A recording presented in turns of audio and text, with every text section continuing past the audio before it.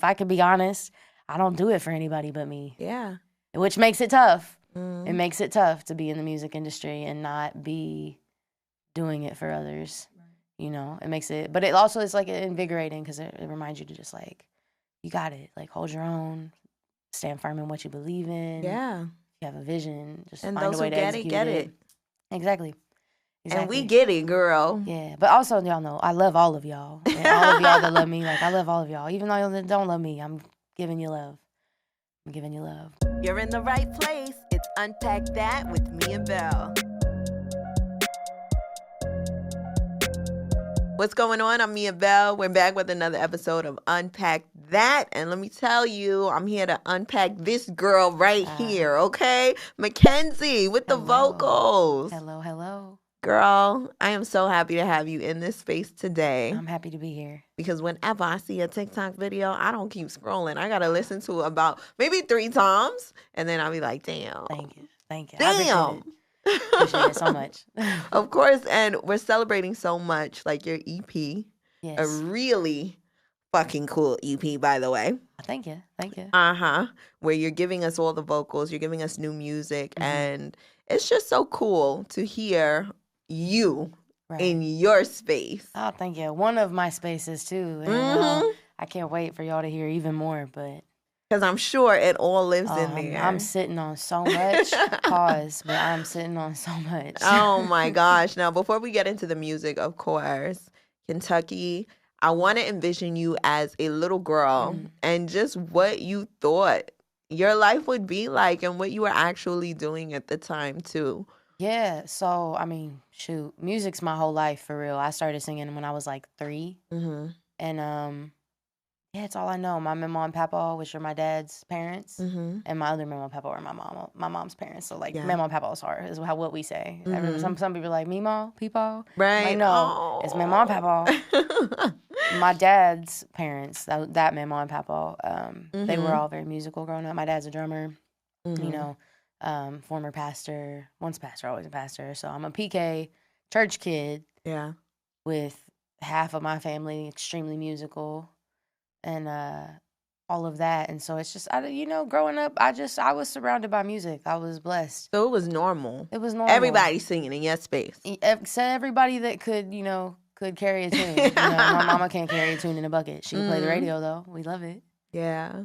And of course she noticed when you had that spark. I think she says she noticed it when I was like 3. 3? Yeah. Sitting in the back seat of my dad's Dodge Ram. It was this taupe Dodge Ram 4-door in the church parking lot, the parking lot of the church that he and my papa built.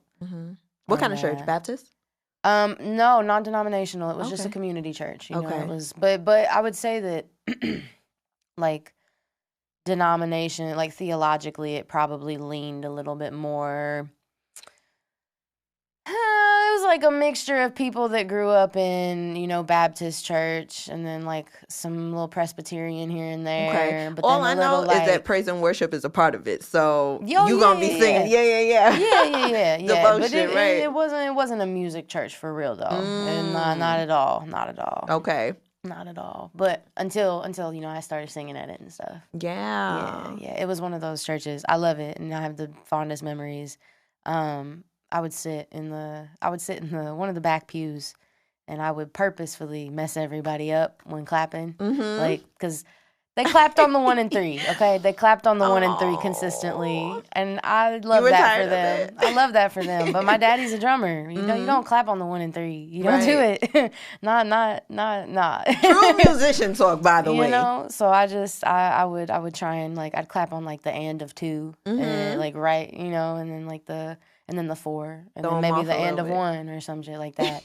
And can I cuss also? By the way? Yeah, she can say whatever you like. Beautiful. I was gonna say my last spot that I just came from, they're gonna have so much to bleep because I forgot to ask. Oh my gosh!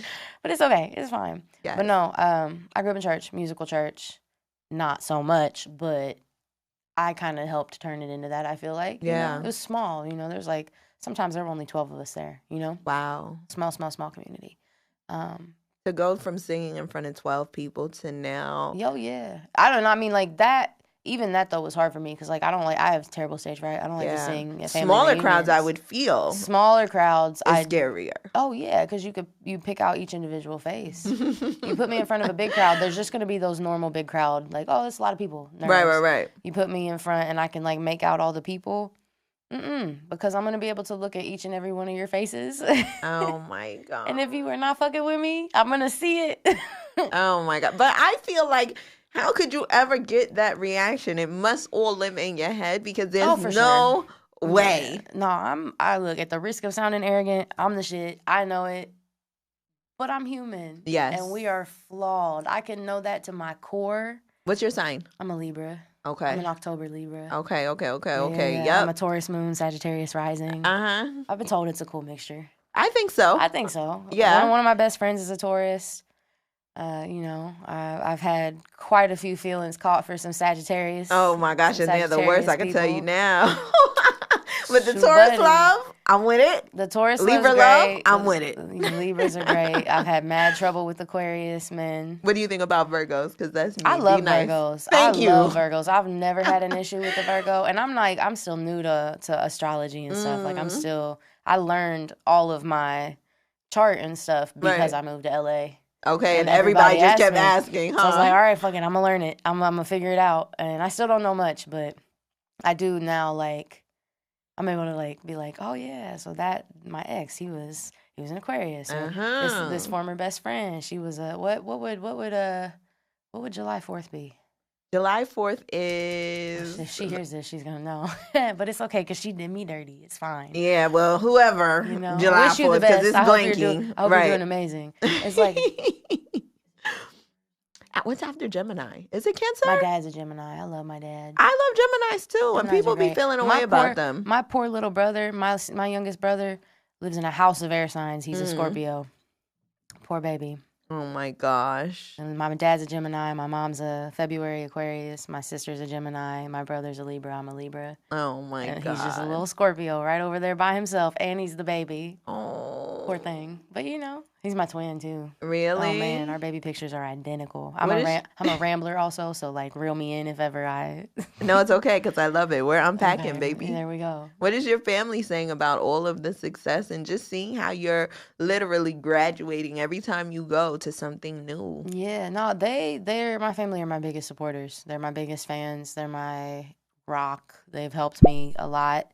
Did you know this is what you were going to be doing? Or did you have other plans? Like, I'm going to be a nurse. I was going to be a music teacher. I was just going to be a music teacher and, like, have a focus in voice. Like, that's what I went to college for. Okay. I did drop out. Thank goodness. Oh, wow. Thank goodness, because here we are. Mm-hmm. But I was going to be a music teacher. If I hadn't done that, I would have probably gone to art school because I love art. I love painting and sewing, and like all sorts of shit, like all the creative all stuff. of the creative stuff. I love it. Or maybe like culinary school because I throw down in the kitchen. I bake. I got like 7 cast iron skillets, all in regular rotation. Okay, you're for real. You said the cast iron skillets. Biscuits, greens. I make great pound cake. Yeah. You could ask. Do you still have time to do stuff like that? I make time because it brings me peace. It centers me, and it allows me like an opportunity to not think about everything else. Yeah. Because, when you're baking, you could fall into it. If you're following a recipe, you got to follow the recipe exactly. Yeah. Literally, because you can easily I don't mess though something now. up. I'm not gonna lie. Like I'm good at it, y'all. I don't have to use You don't need the recipe? 90% of the time, the shit that I make, I don't. Like, I make these maple brown butter chocolate chip cookies. Girl, please, you're making me hungry. They're so good. And I just know I'm at the point where, like, my mom's mom, when she makes biscuits, she doesn't use a recipe because she could tell by the way it feels, between her fingers if it's right. Okay. Yeah, super. My bad. But anyway. Yeah, you're not playing. I believe that. So, like, that's me with the cookies now. I can tell by how they look. I'm like, okay, that's the right color. Okay, that's Did you have any good food in New York? Or are you hating on us? Because a lot of people feel like we don't have. So look, I haven't been to New York since I was 12, with the exception of like this small gig I had a few years back. But I just didn't get to experience the city when I was here that time. I had my little sister with me; she was 16, so like I couldn't really go out and like party with my people or anything. But also it was like an in, perform, out type of thing. Right. So the last time I was here, I was 12, and I'm 26 now. So I was like, let me get a New York slice. Yep.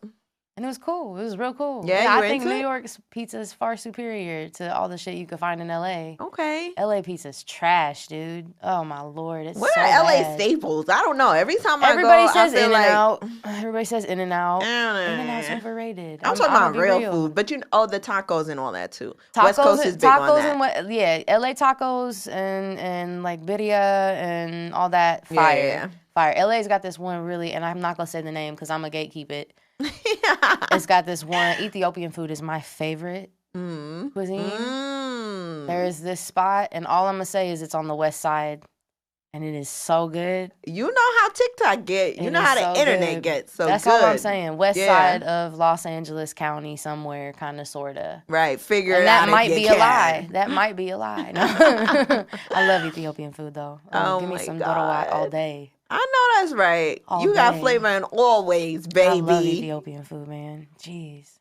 Now, talk to me about social media and how things kind of went crazy on there. I'm always curious to know, like, what was the post? What was the thought behind it? Was there any thought behind it? You know, you've done so many things beyond that as well. I mean, The Voice, come on. Yeah. You be in the studio for real, too. Oh, the so time. If I could just be in the studio forever and ever, I would do it. I would live in a room, wake up, go on my jog, take a shower, come back, sit my ass down and record. Right. Like, it's take not just a shrooms. social media thing. Like, no, I love the studio. Like, I'm literally, the whole time I've been out here, I've been experiencing New York as much as my schedule has allowed me to. Right. Which is more than the last time I was here, thank God. Because, like, I immediately, you can ask my manager, like, I've been saying since I've been here, I might have to move here for a bit and really test lock in. it out.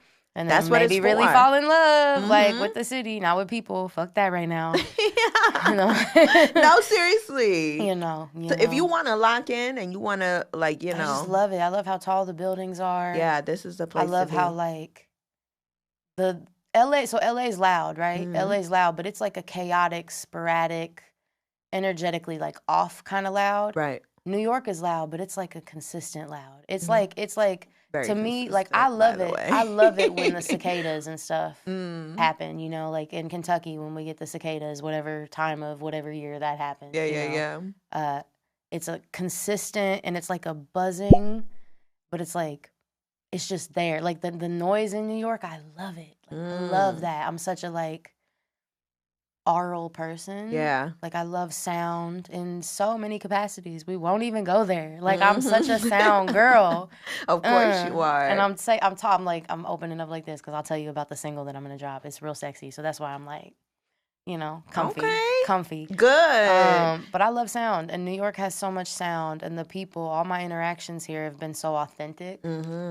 And authentic in all ranges. Like, some speaking and, like, you know, good conversation, lightheartedness, encouragement even.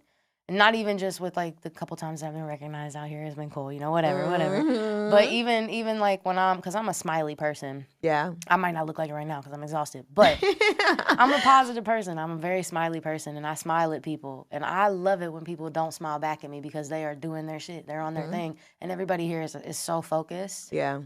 I love that. It's so, it's inspiring. Everybody's, like, owning their shit. Owning their shit, like, minding their own business. You know, I'm here for it. I'm so here for it. And whenever those interactions do happen, when it's like a real moment too, it means so much more than what it actually is too. Absolutely. Like, when you get that person to talk, or when that person does speak some words to you, whatever it is, it's like not by coincidence ever.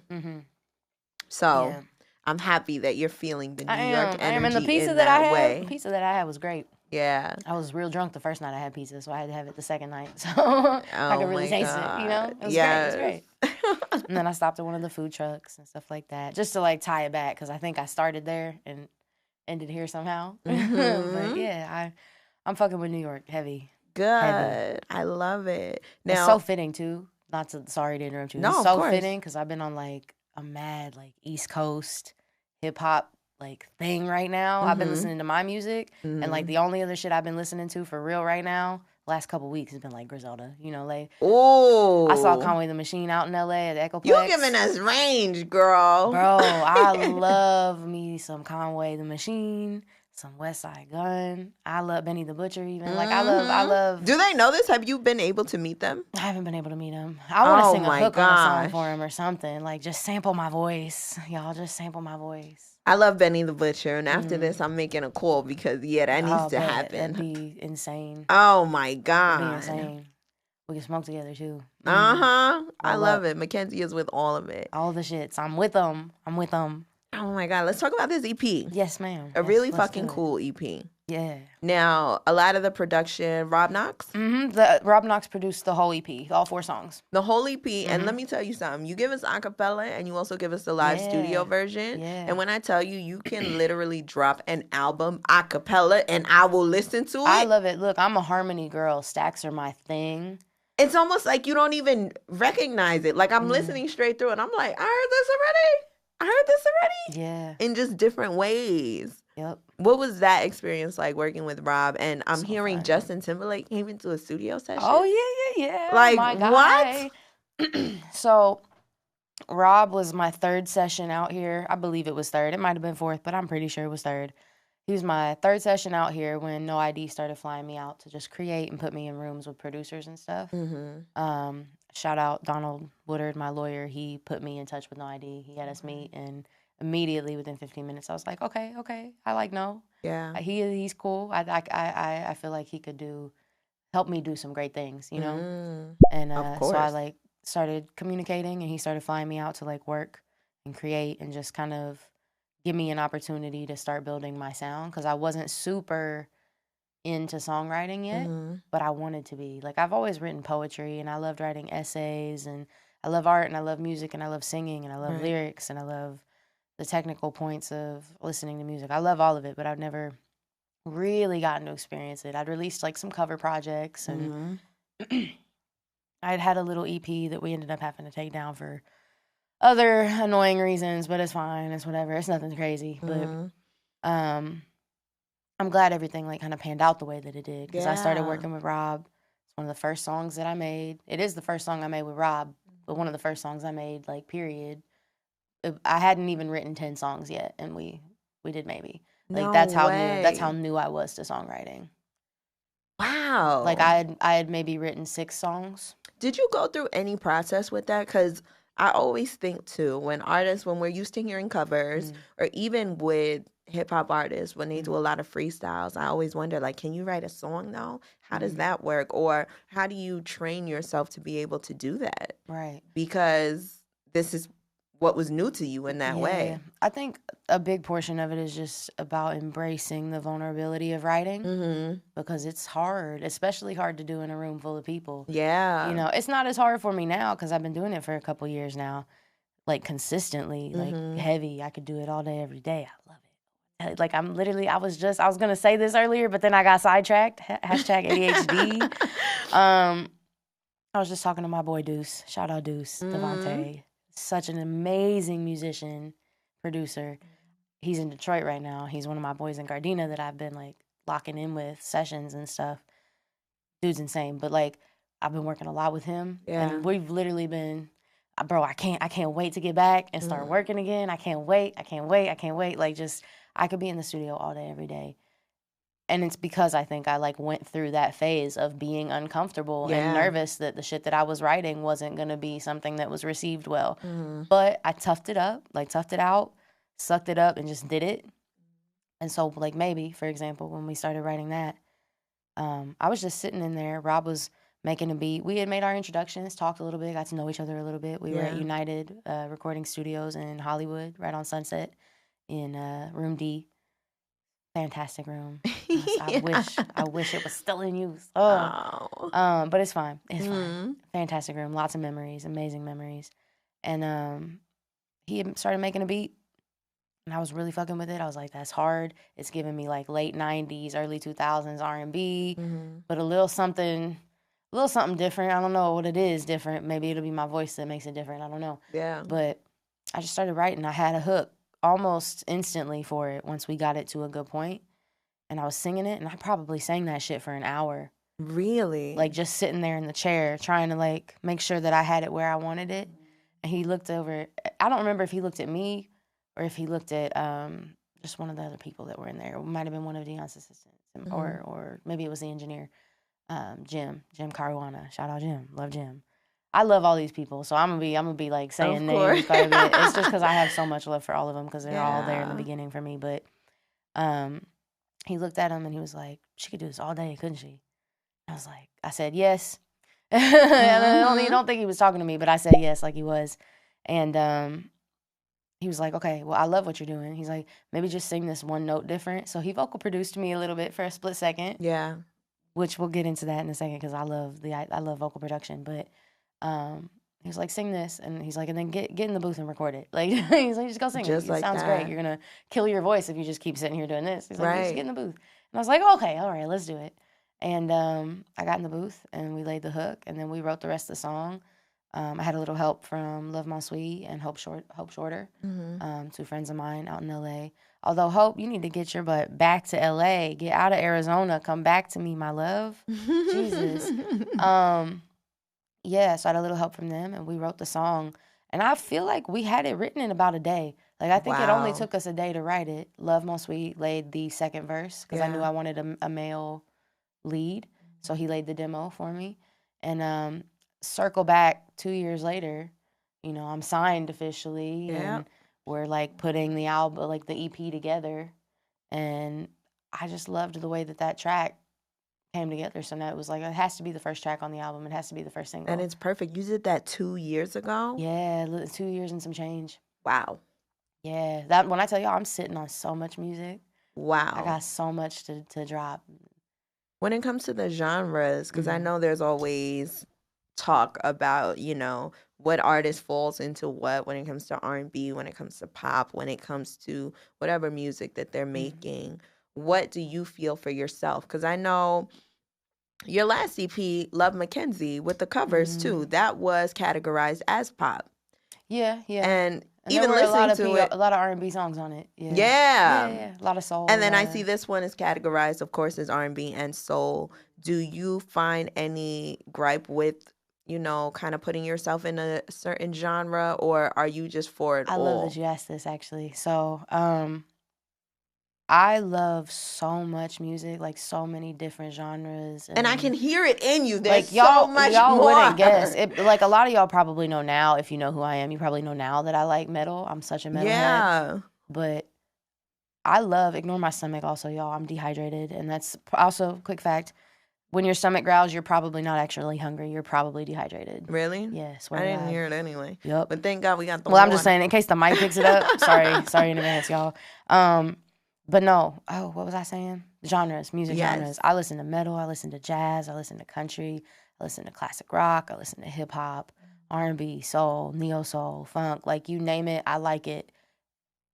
Except for elevation music. I'm not huge on elevation music, but it's because it doesn't make me feel anything. Right. You know? That's the only genre. And that's not to say that there won't be an elevation. Right. You know, but it just hasn't happened yet. It just hasn't happened yet. But I love music. So for me, I don't really care what genre they throw me in when we're like needing a label for what I release, because thank you, Joel Compass. This is producer. He works in the UK, who No ID put me in a room with at one point. He put this what I'm about to say, he expressed it perfectly, because like I never knew what to say when people would ask me like, oh, what genre?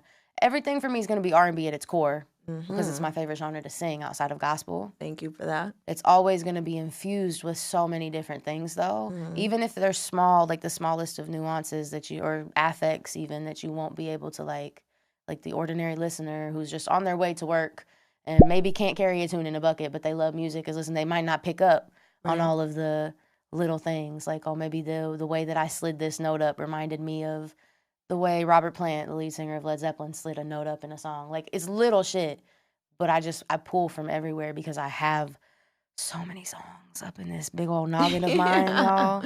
I just love music. So I say my voice is my genre. Because my voice ultimately is the one thing that ties everything that I do together. Outside of the R&B at the core.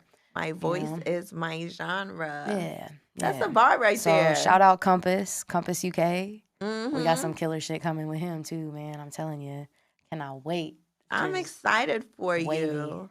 what is something that you want your audience and just people who are getting to know you to know from everything that you come with and everything that you put out there for your fans and just for the world to hear and feel? Yeah, I mean, I think transparency is super important.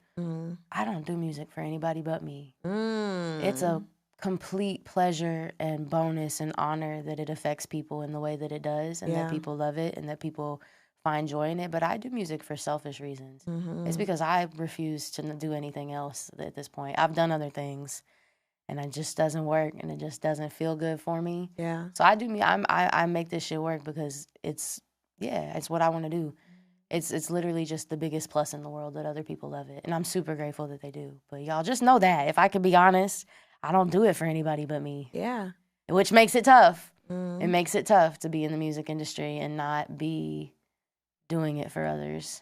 You know, it makes it, but it also is like invigorating because it reminds you to just like, you got it. Like, hold your own, stand firm in what you believe in. Yeah. You have a vision, just And find those a way who to get execute it, get it. Exactly. And we get it, girl. Yeah, but also, y'all know, I love all of y'all. And all of y'all that love me, like, I love all of y'all. Even though y'all don't love me, I'm giving you love.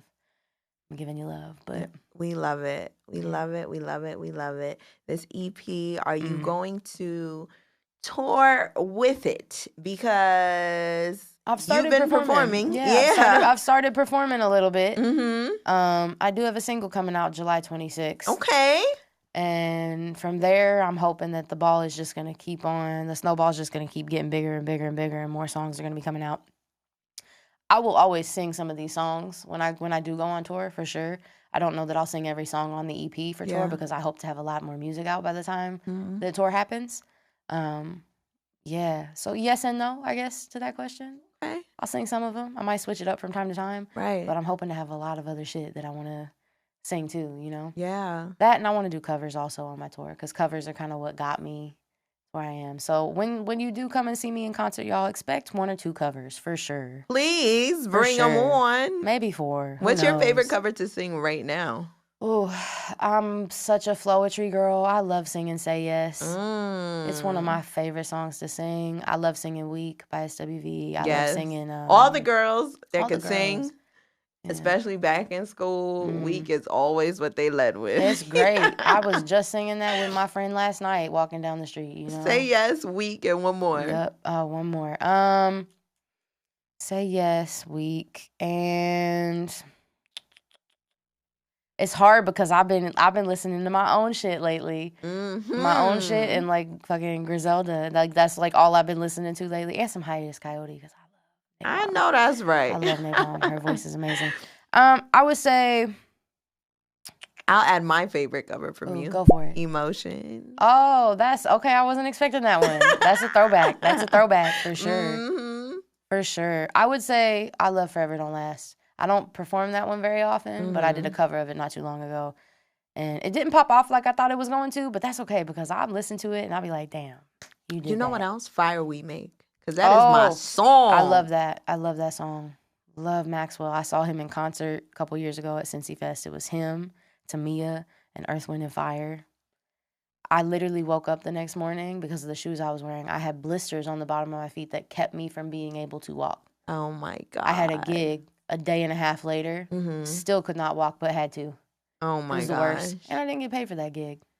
It's all right. It's all right. They stiffed me. But it's fine. That's part of it. Right. It's part of it. And they're going to see because you are growing in ways that we are going to be so astounded by. And I'm so excited for you. This really fucking cool EP that y'all need to keep streaming. And that's already going crazy. Yeah. Maybe. Yeah, okay. Maybe's doing real hot. Really well. Velvet's doing well. Cashmere's doing well. Like, they're all doing well. I'm super grateful.